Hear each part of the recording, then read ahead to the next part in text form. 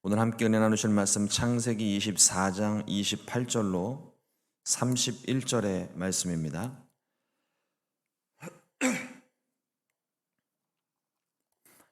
창세기 24장 28절로 31절의 말씀입니다. 우리 다 같이 한 목소리로 합독하시겠습니다. 소녀가 달려가서 이 일을 어머니 집에 알렸더니 리브가에게 오라버니가 있어 그의 이름은 라반이라. 그가 우물로 달려가 그 사람에게 이르러 그의 누이의 코걸이와 그 손의 손목걸이를 보고 또 그의 누이 리브가가 그 사람이 자기에게 이같이 말하더라 함을 듣고 그 사람에게로 나아감이라. 그때에 그가 우물가 낙타 곁에 서 있더라. 라반이 이르되 야훼께 복을 얻은 자여 들어오소서. 어찌 밖에 서 있나이까? 내가 방과 낙타의 초소를 준비하였나이다. 아멘. 오늘 함께 봉독한 말씀을 가지고 무엇을 바라보십니까? 라는 제목으로 함께 말씀의 은혜를 나누겠습니다. 리브가가 엘리에셀에게 물을 주고 낙타에게도 물을 주어 마시게 했습니다.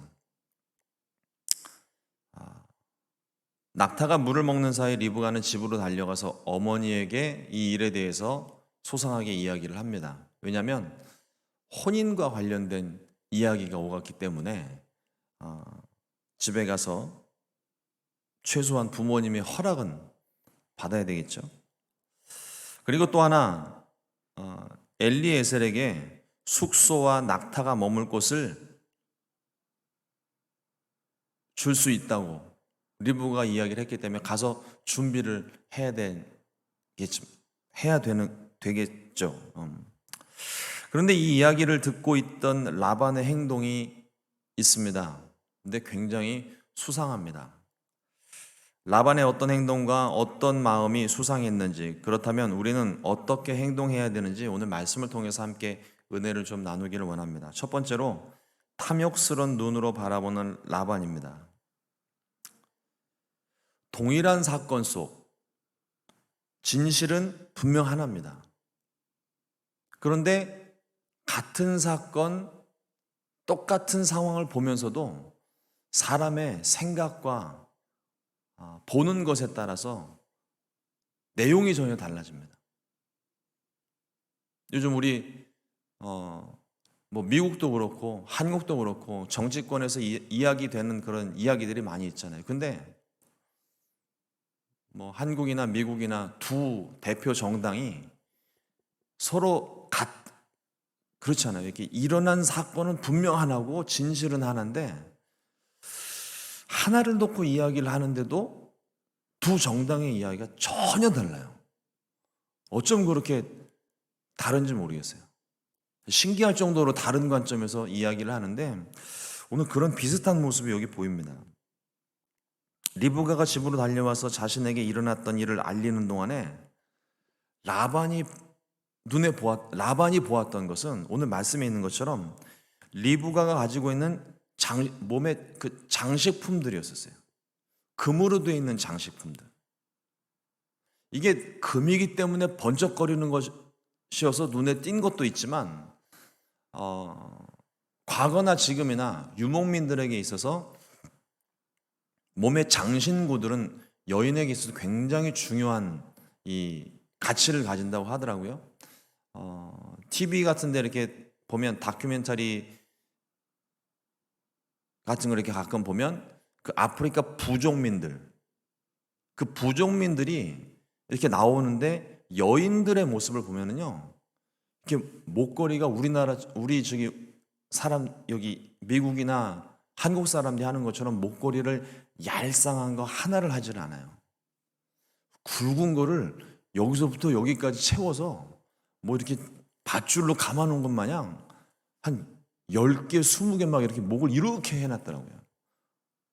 코걸이, 귀걸이도 하나 정도를 하는 게 아니라 막 몇 개씩 이렇게 삥 둘러서 이렇게 코걸이를 하고 귀 여기서부터 여기까지 하는 모습이 있어요. 근데 자료를 보니까 지금도 그렇고 옛날에도 그렇고 이 유목민들에게 있어서 장신구는 여인에게 있어서 굉장히 소중한 가치를 가진다고 이야기합니다. 그러니 라반이 여동생이 물을 기르러 갔다 왔는데 갈 때는 없었는데 올 때 보니까 생긴 게 있어요. 반짝거리는 금으로 된 코걸이와 귀걸이를 가지고 와서 어머니에게 이야기를 하는데 얘기의 내용은 들리지도 않는 것 같아요.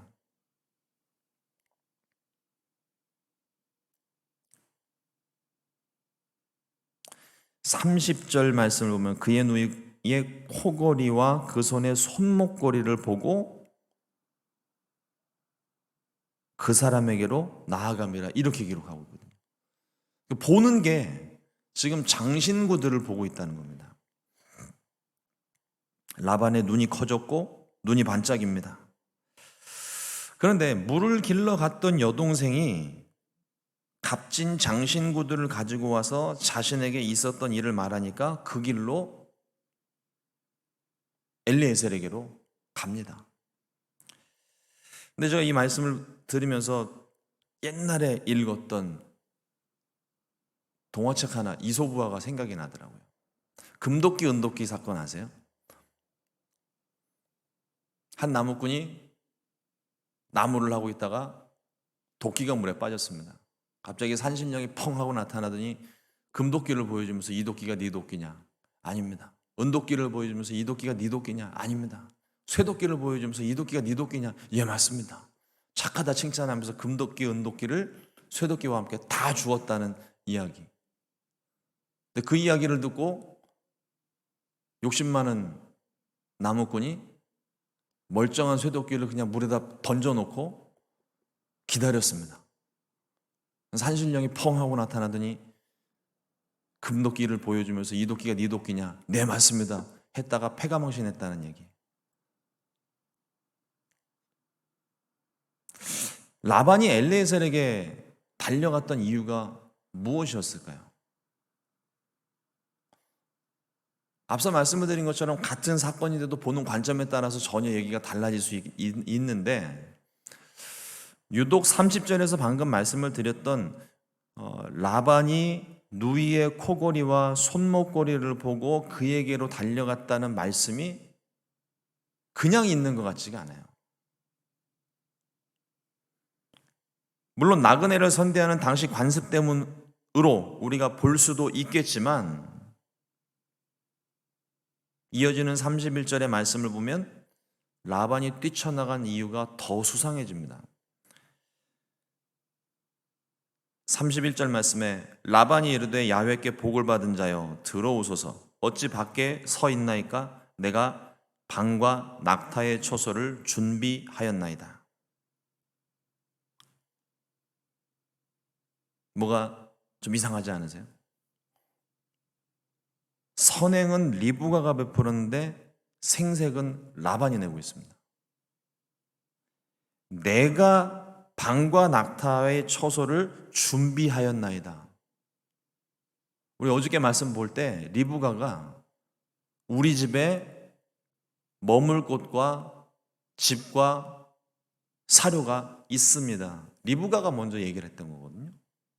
근데 지금 그 이야기를 듣고 라반이 듣고 득달같이 달려와서 이 엘리에셀에게 하는 이야기가 내가 방과 낙타의 처소를 준비했다고 이야기를 합니다. 자신을 드러내고 있어요.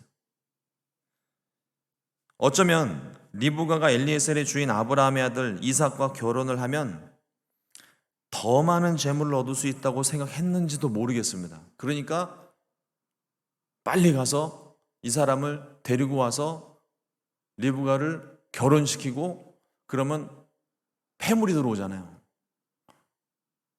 벌써 계산이 거기까지 갔는지 모르겠어요.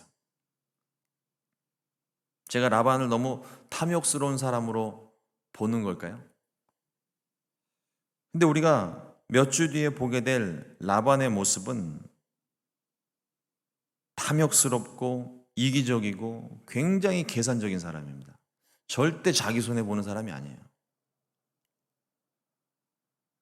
여동생이 받아온 금고리들을 보면서 이미 라반의 머릿속에 계산은 끝났어요. 누구를 잘 대접해야 되는지를 아는 사람이에요. 당장 달려가야 했습니다. 그래야 뭐라도 얻을 수 있을 것 같았어요. 반면 리브가를 선택한 권한을 가지고 있던 엘리에셀은 라반과는 다른 것을 보고 있었습니다. 두 번째로 믿음의 눈으로 하나님만 바라본 엘리에셀의 이야기입니다.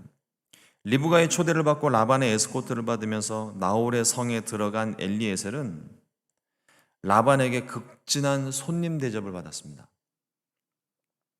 라반은 낙타의 짐을 풀어주고 짐과 사료를 낙타에게 주고 발 씻을 물을 주고 음식을 대접했습니다. 아브라함이 나그네들을 대접을 했던 모습과 똑같아요. 이게 그 당시 나그네를 대접하는 문화입니다. 근데 라반은 앞서 우리가 좀 탐욕스러운 눈을 가지고 있는 라반으로 제가 말씀을 드렸는데 그걸 전혀 내세우지를 않아요. 그래서 더 무서운 사람입니다. 전혀 티가 안 나는데 나그네를 대접하는 모든 모습에 정성껏 대접을 하고 있는 것처럼 보입니다.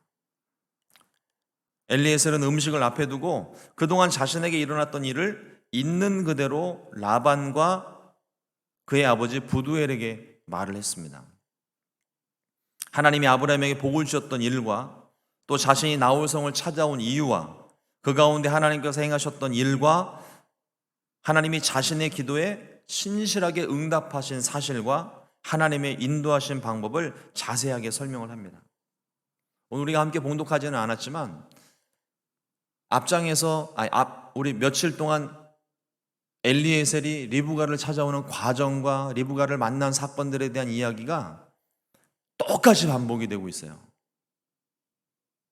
하나님의 말씀이 좀 우리 시간도 좀 없고 바쁜데 왜 똑같은 말씀을 계속 반복적으로 기록하고 있을까요? 이미 보는 사람은 이미 모든 걸 다 알고 있는데 왜 같은 말씀을 반복을 하셨을까?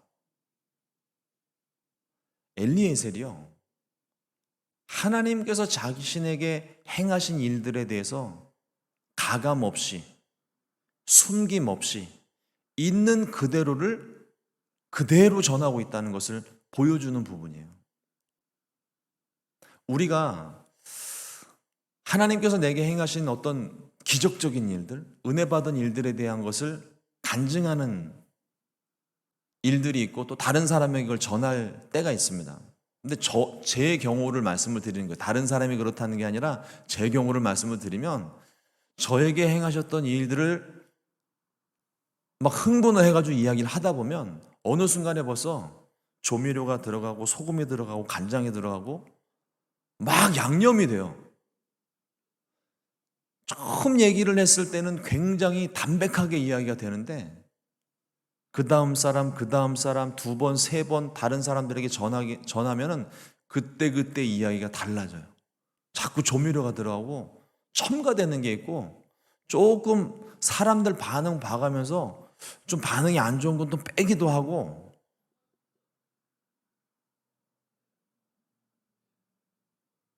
우리가 하나님의 말씀을 전할 때 또 하나님이 나에게 행하신 일들을 사람들에게 전달을 할 때 있는 그대로를 전하는 것이 굉장히 중요합니다. 거기에는 나의 생각과 내 주관적인 어떤 그런 상황들 이런 것들이 개입이 되면 안 되는 거예요. 있는 그대로를 솔직하게 가감 없이 전달을 하는 것, 꾸밈 없이 전달을 하는 것이 무엇보다 중요합니다. 엘리에셀은 전적으로 하나님이 행하신 일만 전달을 했어요. 하나님만 높였습니다. 말씀을 묵상을 하면서 계속 제 마음 가운데 맴도는 말씀 하나가 있어요. 침례 요한이 예수님을 향하여 했던 말씀입니다. 요한복음 3장 30절 말씀에 그는 흥하여야 하겠고 나는 쇠하여야 하리라. 이게 평생토록 우리가 가지고 있어야 될 마음이 이게 없으면 교만해집니다. 바벨탑 사건 우리 보셨잖아요. 내버려 두면 하늘 높은 줄 모르고 치솟는 게 우리 교만한 마음이에요. 항상 우리가 우리 자신을 쳐서 말씀으로 치고 영으로 쳐서 우리의 옛사람을 죽이지 않으면 내 마음은 벌써 이미 천정을 뚫고 하늘을 향해 올라갑니다. 끊임없이 내 자신을 누르고 죽여서 오직 주님만 높여지고 나는 낮아지고, 하나님이 어떤 일을 행하셨을 때에 하나님만 나타나야지 거기에 내가 했던 행적과 내 업적과 공로가 나타나면 안 되는 거예요. 방금 우리가 본 것처럼 라반이 리브가가 선행을 베푸고 자기가 생색을 낼 때 강조했던 말이 내가 방과 처소를, 낙타에 머물 곳을 준비하였나이다, 이렇게 얘기를 하잖아요. 솔직한 심정이라면 내 여동생이 당신에게 숙소와 낙타에 머물 곳을 제공하기로 하지 않았습니까? 오십시오. 모든 것이 다 준비가 됐습니다. 나는 빠지면 되는 거예요. 여동생만 나타나면 되는 거예요. 근데 라반은 자신을 드러내고 있어요. 내가 주도했다는 거죠. 내가 우리 집의 아들이고 나에게 모든 권한이 있으니까 당신은 내 말만 들으면 되고 나중에 금 좀 챙겨주면 된다. 이런 숨겨진 의도가 그 밑에 깔려 있는 거예요.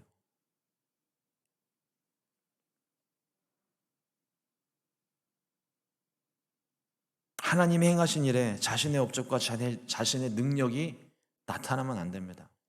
철저하게 하나님만 높이고 사람의 자취는 가리워져야 돼요. 거의 그 필요가 없어요. 이게 낮아짐이고 이게 겸손인 것입니다. 세 번째로 부인할 수 없는 하나님의 인도하심에 대한 말씀입니다. 라반과 부두엘이 엘리에셀이 하는 이야기를 가만히 듣고 보니까 부인할 수 없는 하나님의 인도하심이 그 속에 있어요. 이게 놀랍습니다. 하나님이 행하신 일은요, 우리 믿는 사람들에게만 부인할 수 없는 증거가 아니라 믿지 않는 사람들도 부인할 수 없는 분명한 사실들이에요.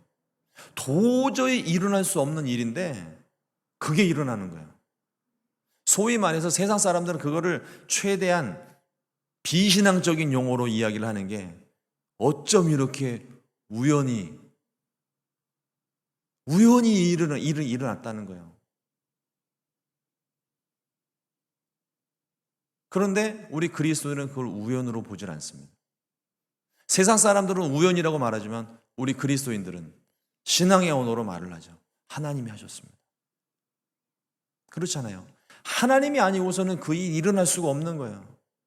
근데 세상 사람들은 하나님을 마음에 두기를 싫어하고 하나님의 존재를 모르고 하나님 믿지 않으니까 하나님 쏙 빼고 우연히 그 일이 일어났다. 천지창조와 진화론에 관한 이야기도 그렇지 않습니까? 진화론의 주장이 뭐예요? 어느 날 갑자기 우연히 단세포 동물이 서로 합쳐져 가지고 변화가 시작되고 뭐가 변하고 필요 없는 건 버리고 생존에 필요한 것들이 막 이렇게 막 변화되면서 단세포 동물에서 사람이 나오고 원숭이가 나오고 원숭이가 어느 날 갑자기 우연히 사람이 되고, 진화론의 주장이잖아요. 뭐 과학적인 걸로 이야기를 했을 때 뭐 그 중에 일부는 뭐 맞는 게 있는 것 같긴 해요. 그러나 성경은 분명하게 말합니다. 하나님께서 각기 모든 동물과 짐승 종류대로 창조하셨다 그랬어요. 우연히 된 게 아닙니다. 과학자들이 하는 얘기예요. 우연히 그렇게 될 수가 없다는 거예요.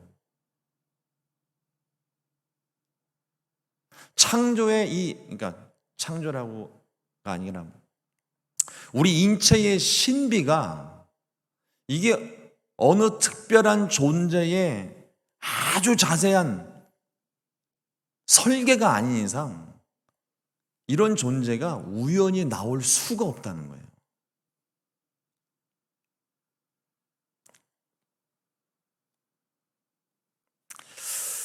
하나님의 인도하심이 분명했습니다. 엘리에셀이 깨닫는 것처럼 라반도 부두엘도 하나님의 인도하심을 분명하게 깨달았어요.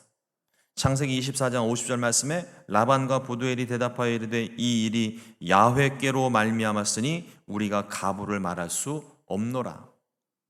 분명한 하나님의 인도하심이 있으니까 거기에 내가 그렇다 아니다, 간다 못 간다, 내 딸 보낸다 못 보낸다, 이거를 말할 수 없다는 거에 분명한 하나님의 인도하심이 있었으니까.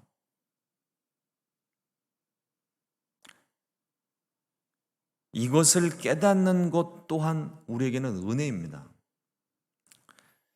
하나님의 응답은 부인할 수 없는 증거가 있습니다. 부인할 수 없는 하나님의 인도하심에 대한 우리의 반응은 어때야 할까요?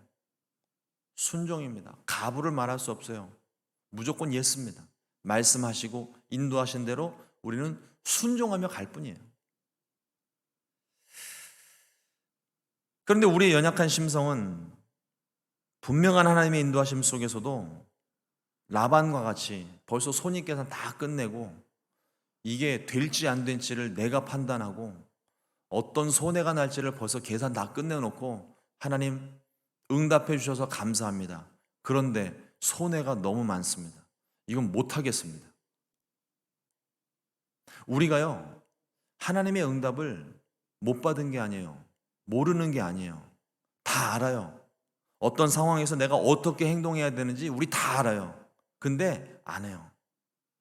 손해가 나거든요. 내가 몸이 힘들어지거든요. 그러니까 하나님께서 말씀하신 것을 알면서도 거부할 수 없는 증거가 내 삶에 있는데도 불구하고 손해가 날 것 같으면, 내 인생이 꼬이는 것 같으면 안 해요. 그게 우리의 연약한 심성, 좋게 말해서 연약한 심성이지 못된 죄성입니다. 하나님을 따르지를 않아요. 벌써 손익계산 끝나고 하나님과 딜을 시작을 합니다. 때로는 못 들은 척, 때로는 완강하게 거부하기도 합니다. 내가 생각했던 거하고 다르다는 얘기예요. 그러나 내 생각과 다를지라도 하나님의 인도하심에 우리는 순종해야 할 줄로 믿습니다. 내가 10년을 계획하고 20년을 준비해 왔을지라도 하나님의 인도하심이 다른 길로 인도하고 있다면 그것이 하나님의 뜻인 줄 알고 우리는 그것을 순종해야 되는 거예요. 무턱대고 환경이 변하고 뭐 이쪽이 열렸다고 해서 그냥 무조건 따라가는 것이 아니라 아브라함이 그랬던 것처럼, 엘리에셀이 그랬던 것처럼, 다윗이 그랬던 것처럼 하나님의 뜻을 묻고 또 물어야 돼요. 확인이 필요합니다. 하나님, 이 길을 가야 됩니까? 이 길로 가기를 원하십니까? 하나님, 이것이 정말 하나님의 뜻입니까? 하나님의 징조를 내게 보여주옵소서. 하나님을 못 믿어서가 아니라 하나님의 뜻인지를 분명히 확인하고자 하는, 그러니까 어찌 보면 순종의 또 다른 모습인 거예요. 확실하게 내가 순종하겠습니다. 보여주십시오. 하나님께서 우리의 삶을 이끄시는 것이 확인이 됐다면 그 다음 우리에게 있어서 필요한 것은 순종밖에 없습니다. 깨닫는 것도 은혜고 그걸 깨닫고 즉시로 순종하는 것도 또한 은혜입니다. 창세기 50장 51절 말씀에 리브가가 당신 앞에 있으니 데리고 가서 야훼의 명령대로 그를 당신의 주인의 아들의 아내가 되게 하라. 사랑하는 성도 여러분, 우리가 바라보는 것은 지금 무엇입니까? 라반은 리브가가 받아온 금장신구였습니다. 반면 엘리에셀은 하나님의 일을 보고 있었습니다. 에덴 동산에서 하와가 에덴 동산 중앙에 있는 나무를 어느 날 쳐다보니 보암직도 하고 먹음직도 하고 또 탐스럽기까지 하며 먹음직스럽게 보였습니다. 결국 하나님의 명령이, 말씀이 있음에도 불구하고 손을 뻗어 선악을 알게 하는 나무의 열매를 먹게 되죠. 보이는 것을 우리가 막을 수는 없겠지만 유혹이 있을 때 우리가 더 집중해서 바라봐야 되는 것은 하나님입니다. 우리 눈에 보여지는 반짝거리는 금장신구들, 세상에 보기 좋은 것들, 즐겁고 쾌락적인 요소들이 얼마나 많이 있습니까? 그냥 지나가다가 그냥 보이는 경우들이에요. 근데 거기에 우리가 시선을 빼앗기면 안 되고 마음이 빼앗기면 안 됩니다. 그런 유혹의 환경들 속에서도, 세상의 모든 것들 가운데서도 우리의 시선은 하나님을 향해 있어야 돼요. 의도적으로 하나님을 더 바라봐야 됩니다. 그렇지 않고서는 그 유혹의 덫에 우리는 걸려 넘어질 수밖에 없습니다. 유혹이 있을 때 환경에서 눈을 돌리고 유혹에서 눈을 돌려 오직 하나님만 바라봐야 할 줄로 믿습니다. 오늘 하루 하나님의 인도하심을 구하고 하나님의 선한 손의 능력을 바라보게 되시기를 우리 주님의 이름으로 축원을 드립니다. 기도하겠습니다. 좋으신 하나님 아버지 감사합니다. 오늘도 귀한 시간 우리 가운데 허락해 주셔서 하나님 귀한 말씀 통하여서 우리에게 또 하나님 주시는 은혜가 있었음을 너무 감사를 드립니다.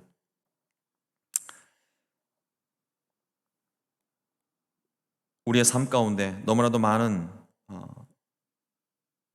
유혹의 환경들이 있습니다. 하나님, 그와 같은 때 우리가 더욱더 하나님을 바라볼 수 있도록 우리를 인도해 주시고, 하나님 주의 뜻을 분별할 수 있도록 우리에게 지혜를 주시고, 그 뜻을 알았다면 지체하지 아니하고 순종할 수 있는 믿음의 사람들, 결단의 사람들 될 수 있게 하여 주시옵소서. 우리 순복음 시카고 교회가 주님을 바라봅니다. 오직 주님께 집중합니다. 하나님께서 우리에게 말씀하시는 것들을 깨닫고 그 말씀에 순종하는 교회 되게 하시고, 하나님 세상 가운데 하나님께서 행하신 일들과 하나님의 모든 인도하심, 놀라운 기적들 하나님 우리가 가서 전하고, 또 전할 때에는 오직 주의 말씀만 가지고 전하는 우리 모두가 될 수 있도록 은혜를 베풀어 주시옵소서. 오늘 하루 주님의 인도하심을 구합니다. 하나님의 놀라운 인도하심 속에 순종하고 복받는 귀한 하루가 되게 하여 주시옵소서. 감사하고 이 모든 말씀 예수님의 이름으로 기도드렸습니다. 아멘.